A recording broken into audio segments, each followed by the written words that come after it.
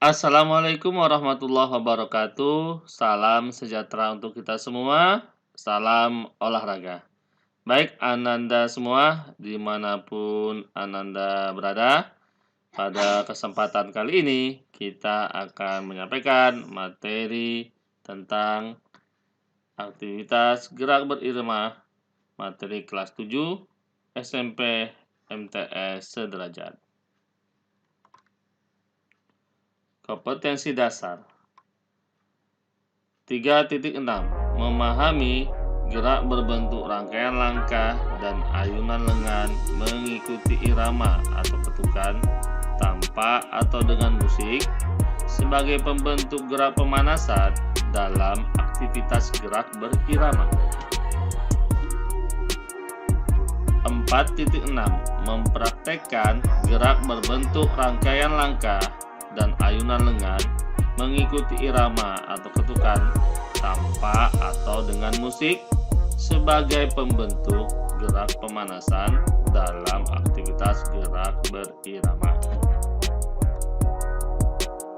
Adapun materi pembelajaran kita pada kesempatan kali ini adalah yang pertama, pengertian dan asal-usul aktivitas berirama.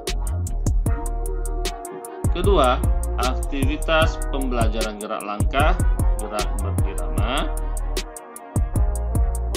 Ketiga, aktivitas pembelajaran gerak ayunan lengan.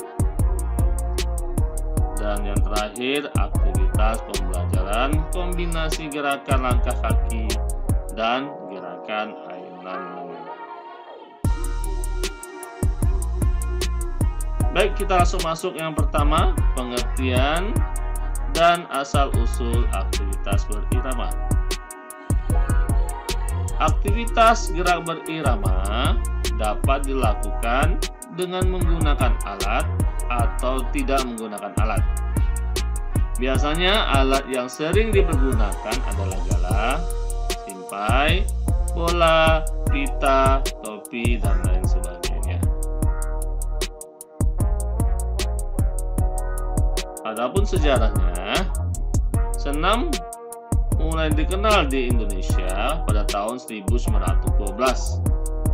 Ya, ketika senam pertama kali masuk ke Indonesia pada zaman penjajahan Belanda. Masuknya senam ini bersamaan dengan ditetapkannya pendidikan jasmani sebagai pembelajaran wajib di sekolah.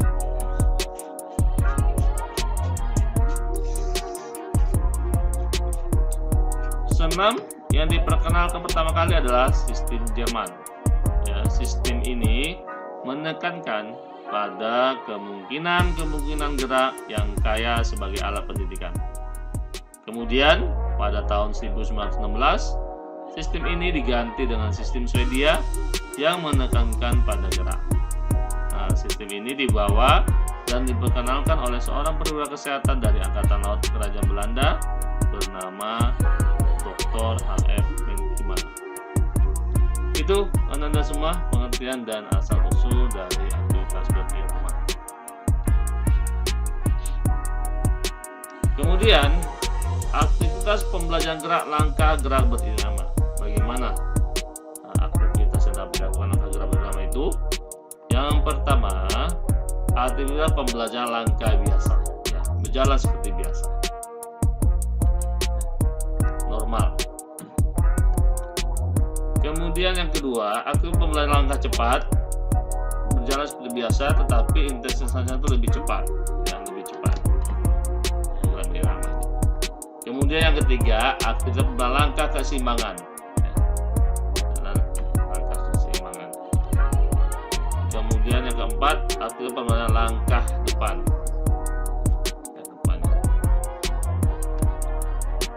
Yang kelima, aktivitas pembelajaran langkah silang, ya, berjalan silang.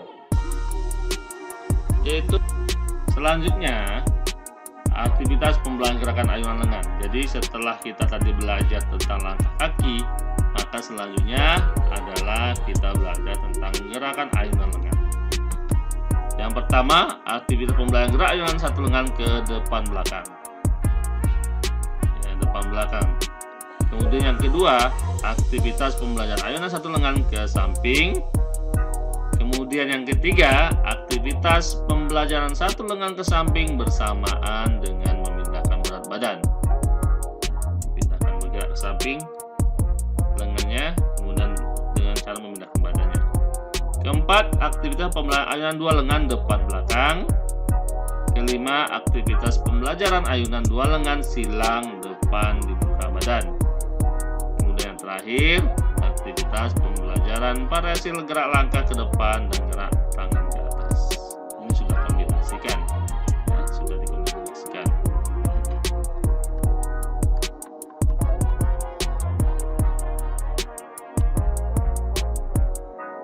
Nah, ini yang terakhir ya, aktivitas pembelajaran kombinasi gerakan langkah kaki dan gerakan ayunan lengan. Jadi ketika Ananda sudah memahami, sudah mengetahui tentang gerakan langkah kaki dan ayunan lengan, maka selanjutnya dilakukan kombinasi gerakan antara keduanya. Apa yang bisa dilakukan? Yang pertama, pembelajaran satu, gerakan ayunan satu lengan ke belakang dan ke depan. Kemudian pembelajaran yang dua, gerakan ayunan dua lengan ke belakang dan ke depan. Kemudian aktivitas pembelajaran ketiga, gerakan ayunan lengan silang dan rentang tangan. Kemudian yang keempat, gerakan ayunan lengan melingkar di atas kepala. Kemudian yang kelima, gerakan ayunan satu lengan horizontal ke kiri dan ke kanan. Yang keenam, gerakan ayunan kedua lengan ditarik ke dada, didorong ke depan. Kemudian ketujuh, aktivitas pembelajaran gerakan ayunan dua tangan setinggi bahu. Dan yang terakhir, aktivitas pembelajaran gerakan ayunan satu lengan ke kanan dan ke kiri secara bergantian. Jadi aktivitas ini dikombinasikan gerakan lengannya yang dituliskan dengan langkah tadi, ya, langkah kaki tadi. Baik, untuk selanjutnya insya Allah pertemuan yang akan datang kita akan mencoba untuk mempraktikkan materi tentang gerakan berdiri lama, ya. Ananda nanti bisa melakukannya di rumah masing-masing.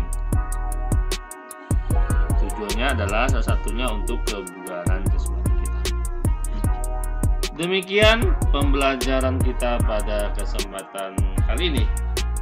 Pesan Bapak, tetap Ananda harus mematuhi protokol kesehatan. Jangan lupa selalu memakai masker ketika keluar rumah.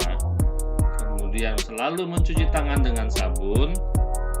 Dan juga jaga jarak atau physical distance.